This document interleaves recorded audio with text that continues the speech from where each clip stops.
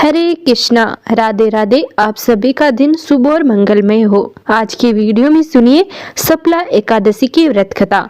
सबसे पहले आप सभी को सफला एकादशी की ढेर सारी शुभकामनाएं। सफला एकादशी का व्रत भगवान श्री विष्णु की कृपा पाने का एक अद्भुत और दिव्य अवसर है। सफला एकादशी अपने नाम के अनुरूप ही अपने भक्तों के सभी कार्यों को सफल एवं पूर्ण करने वाली है। कहते हैं कि इस दिन भगवान श्री हरि विष्णु और माता लक्ष्मी की आराधना करने से साधक को हर क्षेत्र में सफलता प्राप्त होती है। यह व्रत न केवल व्यक्तिगत सफलता की प्राप्ति के लिए है, बल्कि जीवन में आ रही रुकावटों को दूर करने का भी एक उपाय है। इस दिन विधि पूर्वक भगवान श्री हरि की पूजा करने और कथा सुनने से भक्तों को श्री विष्णु के दिव्य धाम वैकुंठ धाम की प्राप्ति होती है, जो मोक्ष का द्वार माना जाता है। एक समय की बात है, एक बार भगवान श्री हरि विष्णु अपने वाहन श्री गरुड़ जी पर सवार होकर कैलाश पर्वत पर जा रहे थे। जाते समय मार्ग में गरुड़ जी ने देखा कि एक ही द्वार पर दो बारातें ठहरी हुई थी। यह बात उनकी समझ में नहीं आई।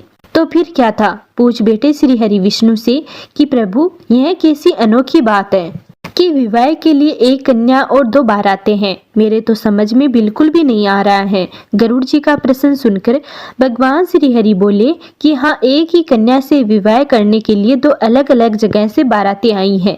एक बारात पिता द्वारा पसंद किए गए लड़की की है, दूसरी माँ द्वारा पसंद किए गए लड़के की है। भगवान श्री हरि विष्णु की बात सुनकर गरुड़ जी फिर से बोले, प्रभु, आखिरकार इस कन्या का विवाह होगा किसके साथ? भगवान श्री हरि बोले, जिसे माता ने पसंद किया है और बुलाया है, उसी के साथ कन्या का विवाह होगा। अब भगवान श्री हरि की यह बात सुनकर गरुड़ जी मौन हो गए और भगवान श्री हरि विष्णु को कैलाश पर्वत पर पहुंचाकर कौतूहलवश उसी स्थान पर फिर से आ गए जहां पर दोनों बारातें ठहरी हुई थी। गरुड़ जी ने सोचा कि अगर मैं माँ द्वारा पसंद किए हुए वर को यहाँ से हटा दूं तो भला यह विवाह कैसे संपन्न होगा।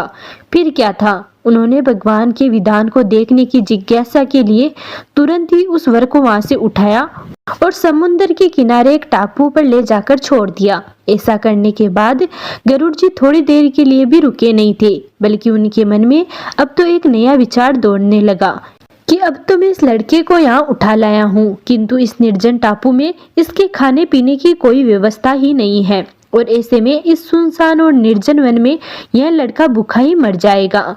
वहाँ पर सारी बारात मजे से 56 भोग का आनंद ले रही होगी। यह तो बिल्कुल भी ठीक नहीं है। इसका पाप तो मुझे अवश्य लगेगा, इसलिए अब तो मुझे इसके लिए भी खाने का कुछ न कुछ तो व्यवस्था करनी ही पड़ेगी। और यदि विधाता का विधान मुझे देखना ही है तो थोड़ा परिश्रम तो मुझे भी करना ही पड़ेगा। ऐसा विचार कर गरुड़ जी वापस उसी स्थान पर फिर से आ गए। इधर कन्या के घर पर स्थिति यह थी कि वर के गायब हो जाने से कन्या की माता को बड़ी निराशा हो रही थी, किंतु वह भी अपनी जिद पर अड़ी हुई थी।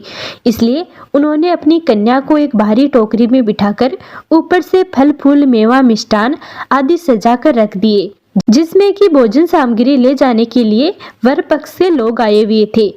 माँ द्वारा इस टोकरी में अपनी कन्या को छुपाकर भेजने की उसकी मनसा बस इतनी सी थी कि वर पक्ष के लोग कन्या को अपने घर ले जाकर वर को खोजकर उन दोनों का विवाह करा दे। माँ ने यह भाव किसी तरह होने वाले समधी को भी बता दिया। इसके अलावा उन्होंने यह सूचना किसी को भी नहीं दी, क्योंकि कन्या की मां नहीं चाहती थी कि पिता द्वारा पसंद किए गए वर से उनकी पुत्री का विवाह हो। अब संयोग की बात तो देखिए, आंगन में रखी उसी टोकरी को जिसमें कन्या की मां ने तरह तरह के फल मेवे मिष्ठान आदि से भरकर अपनी कन्या को छुपाया था, गरुड़ जी ने उस टोकरी को भरा हुआ देखा तो उठाया और लेकर उड़ चले। उस टोकरी को ले जाकर गरुड़ जी ने उसी टापू पर जहाँ पर पहले से ही उस वर को उठाकर ले जाकर छोड़ आए थे, वर के सामने ले जाकर रख दिया।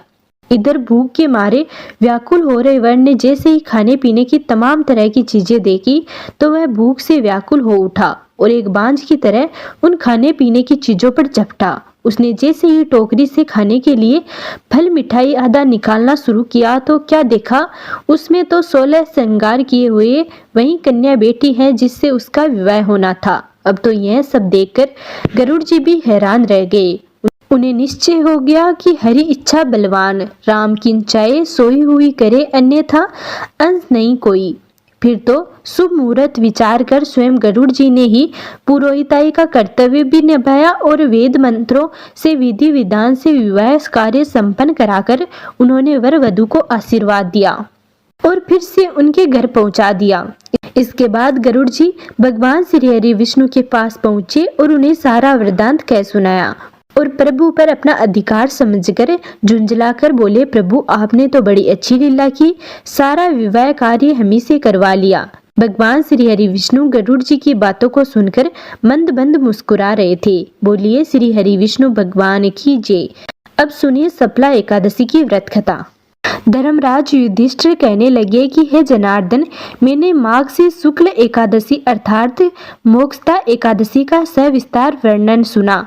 अब आप कृपा करके मुझे पौष माह के कृष्ण पक्ष की एकादशी के विषय में भी बताइए। इस एकादशी का क्या नाम है तथा इसके व्रत का क्या विधान है? उस दिन कौन से देवता का पूजन किया जाता है? इसकी विधि क्या है? इसका व्रत करने से किस फल की प्राप्ति होती है? कृपया मुझे यह सविस्तार बताइए। भक्त वत्सल भगवान श्री कृष्ण कहने लगे कि धर्मराज, मैं तुम्हारे स्नेह के कारण तुमसे कहता हूँ कि एकादशी व्रत के अतिरिक्त मैं अधिक से अधिक दक्षिणा पाने वाले यज्ञ से भी प्रसन्न नहीं होता हूँ। अतः इसे अत्यंत भक्ति और श्रद्धा से युक्त होकर करे। हे राजन, द्वादशी युक्त पौष कृष्ण एकादशी का माहात्म्य तुम एकाग्रचित होकर सुनो। इस एकादशी का नाम सप्ला एकादशी है। इस एकादशी के देवता श्री नारायण हैं। विधि पूर्वक इस व्रत को करना चाहिए।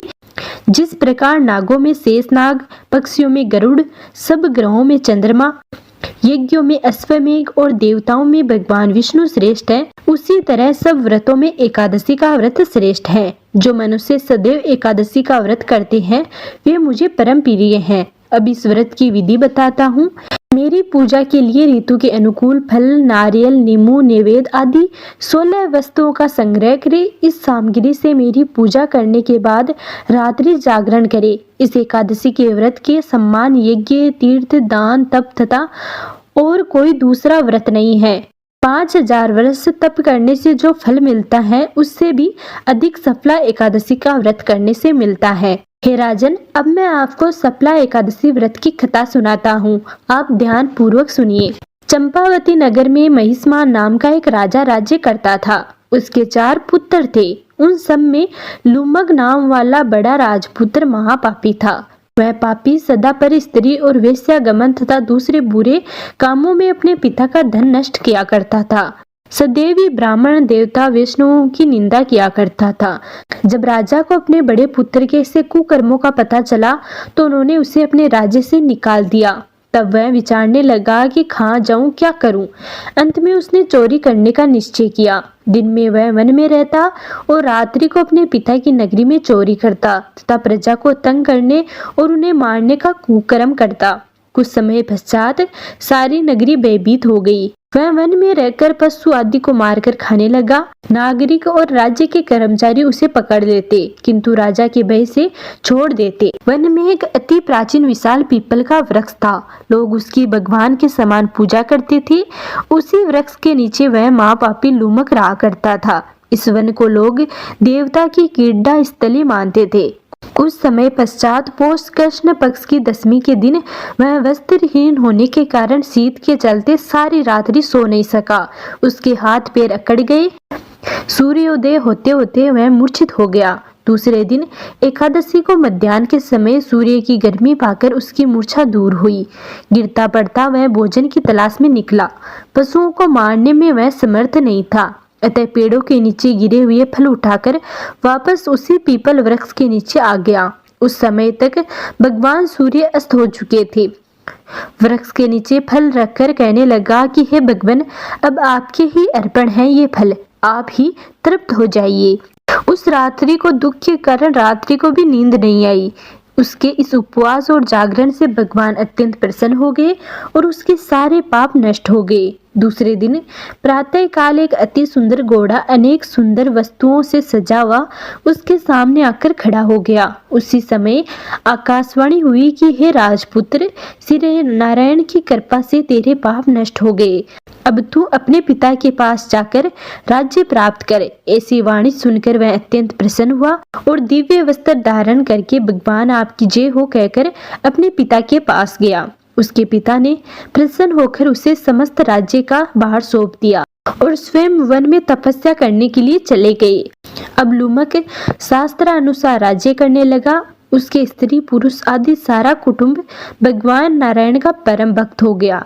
वृद्ध होने पर वह भी अपने पुत्र को राज्य का भार सौंपकर वन में तपस्या करने चला गया और अंत समय में वैकुंठ को प्राप्त हुआ। अतः जो मनुष्य इस परम पवित्र सप्ला एकादशी का व्रत करता है उसे अंत में मुक्ति मिलती है। जो नहीं करते वो पूंछ और सींगों से रहित पशुओं के समान है।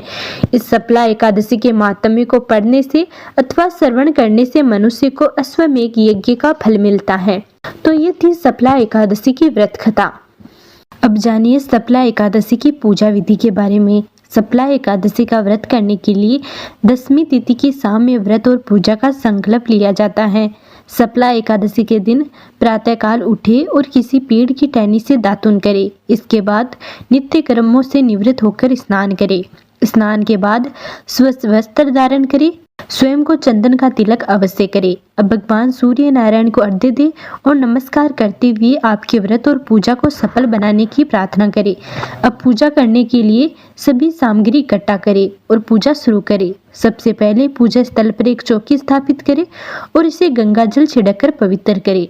इसके बाद चौकी पर एक पीला वस्त्र बिछाए। चौकी पर भगवान विष्णु की प्रतिमा या तस्वीर जो भी आपके पास हो उसे स्थापित करे। चौकी की दाईं तरफ एक दीपक जलाए। भगवान को रोली चंदन का तिलक करे। कुमकुम हल्दी और अक्षत भी चढ़ाए। अब ओम नमो भगवते वासुदेवाय मंत्र का जाप करते हुए भगवान श्री हरि को पुष्प, जनेऊ और माला अर्पित करे। भगवान विष्णु को पंचामृत में तुलसी दल डालकर अर्पित करे। भगवान विष्णु को तुलसी अति प्रिय है, इसलिए भगवान के भोग में तुलसी को अवश्य शामिल करें। भगवान को भोग में मिठाई और ऋतुफल अर्पित करें। इसके बाद विष्णु सहस्त्र नाम या श्री हरि स्तोत्रम का पाठ करें। अंत में भगवान विष्णु की आरती करें। अब सभी लोगों में भगवान को चढ़ाया गया भोग प्रसाद के रूप में वितरित करें और अंत में व्रत में हुई भूल चूक के लिए क्षमा याचना करें। तो ये था आज का वीडियो। अगर आपको हमारा यह वीडियो पसंद आया है तो प्लीज़ हमारे चैनल को जरूर सब्सक्राइब करें और कमेंट में राधे राधे जरूर लिखें। मिलते हैं अगले वीडियो में, तब तक नमस्कार।